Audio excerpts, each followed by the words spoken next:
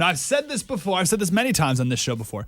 If there were congressman baseball cards, like congressman cards like their baseball cards, I would be willing to trade them all for a better congressman, right? Like, I'll trade you my Michelle Bachmann card for your Duncan Hunter, but I will never let go of my Louis Gohmert rookie card. Congressman Gohmert, how are you? I'm fine. How could I not be fine after an introduction like that? Holy cow. We haven't talked in a long time, Congressman. How are things? Well, they're better. Still not great, but better. Some of us are a little concerned that we'd promised $100 billion in cuts to the budget, and now we're talking 58, and that came after poor leadership allowed the Democrats to have the most productive lame duck in history, and so they added $55 billion on top of the debt we already had.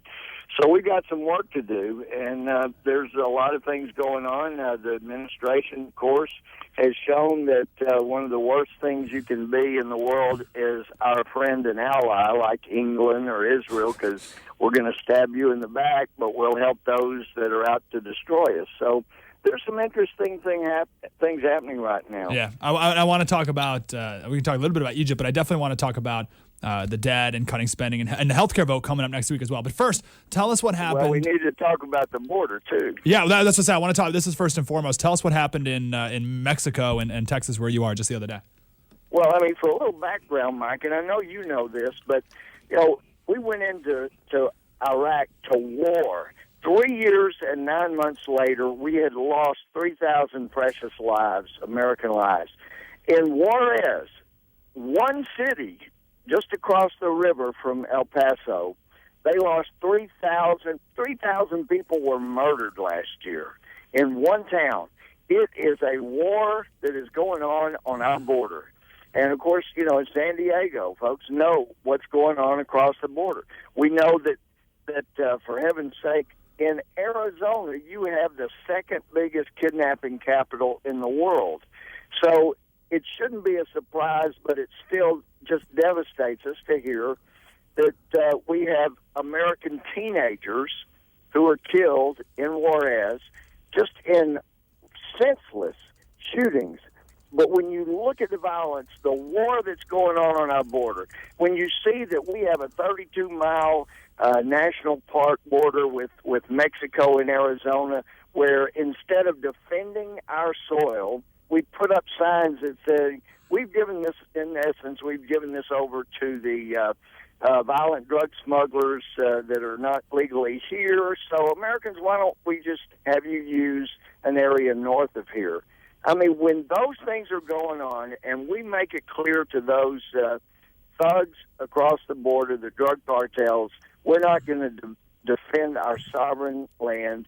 We're not going to live up to our obligation, our oath to defend this country against all enemies, foreign and domestic, provide for a common defense, then we're going to have this kind of war going on our border, and it's going to invariably move into the United States, as it has a number of times. Talking with Louis Gohmert, Congressman Louis Gohmert from Texas. Now, and I'm glad you're taking this approach. There's so many different aspects of the immigration debate, and we can talk about the economics of it. We could talk about the culture question related to immigration, but this is way more important, I think. This is a question of straight people dying. You use the word war on the border. So what can we do, Congressman? Because for the most part, now, of course, you said it's coming to our side, but for the most part, it's in Mexico. It's a different country. What do we do? What can you do?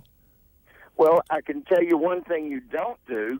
You don't send the Secretary of Homeland Security down to the border to say, I dare you. We're not going to let you have any violence on our border. And then get in your plane and go back to Washington, end of story. That is absurd. They're laughing. You can hear the laughter all around the border. That means nothing to them until you put people on our border that are armed, that are saying, what we've always said. You bring violence to the border and it spills over onto Americans, we're coming after. We're allowed to pursue violence wherever it is when it spills across to Americans, and we're going to clean it up.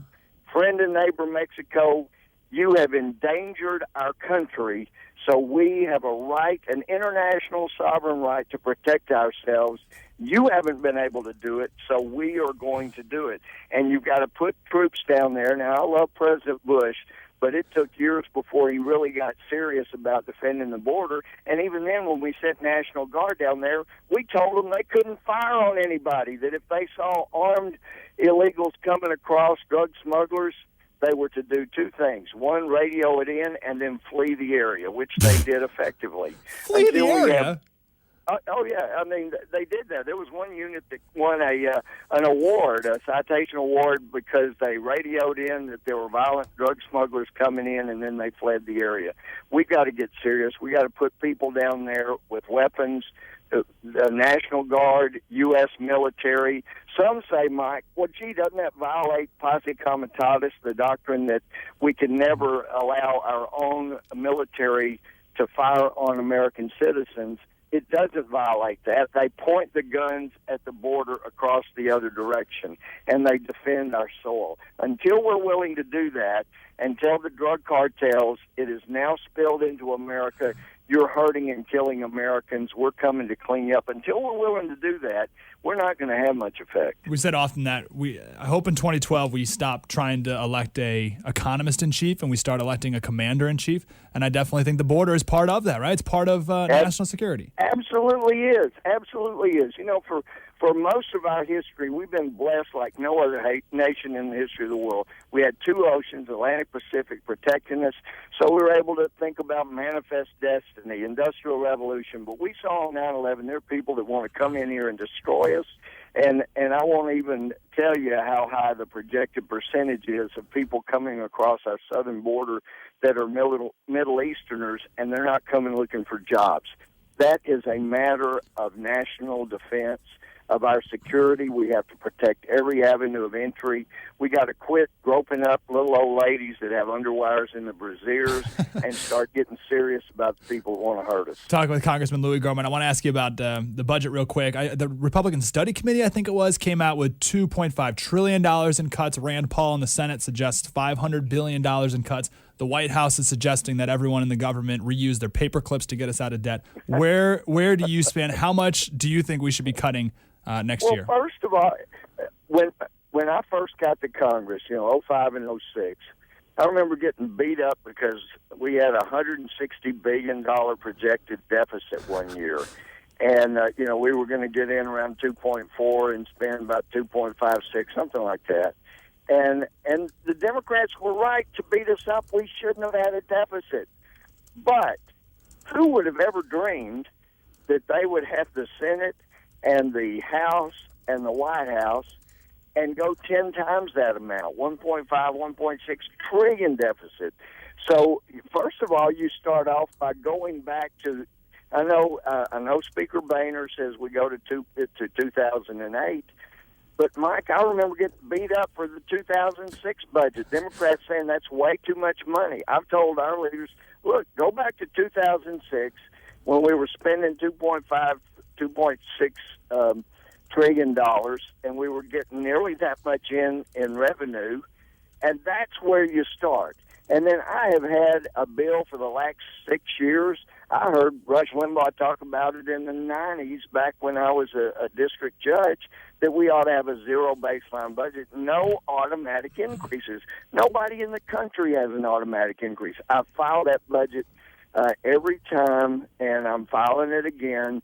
But until we quit having automatic increases every year, then we're not going to really get this under control. But, Mike, if we were to do that, no automatic increases every year, we would have a balanced budget if we did nothing else within 10 years. But then you start making the cuts like we've got to do, and we get solvent in a quick hurry, and we don't have to call China to make sure it's okay with them like this administration has done before, to make sure they're okay with certain things we do, because they practically own us. That is intolerable. Yeah, we have a vote on Obamacare coming up next week. Is that what we're hearing? Well, that's what we're hearing, but that's basically, we're going to be trying to defund Obamacare in the continuing resolution. Some of us are. I'm not sure that our leaders are quite there yet, but we're going to be pushing them as well. Right. we're going to keep bringing up Obamacare. I think more and more people are finding out, gee, you can't do what they've projected to do in this bill that sucked up to the unions, to the big pharmaceutical companies, to the insurance companies, to ARP, to the trial lawyers. You can't placate that many interests and not have it be bad for rank-and-file Americans just wanting health care coverage. We got about 30 seconds, Congressman. And earlier we were talking about President Obama's speech to the Chamber of Commerce. Again, a man who's never written a budget for a private, never hired employees, never had to deal with regulations that the federal government, state, and the city passes. And the best reaction I can come up with, my favorite Southern expression, whenever I think of the president lecturing business leaders, is bless his heart. And you as a Southerner, what do you think of that reaction? Is that a fair reaction as a Southerner? That is a fair reaction, but when he says, I'm going to be focused on jobs like a laser, you got to understand, if we use that laser in surgery, it would kill every patient.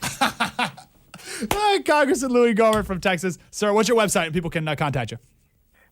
That's just Gohmert.com. All right, awesome. Louis, appreciate you very much. We'll talk again.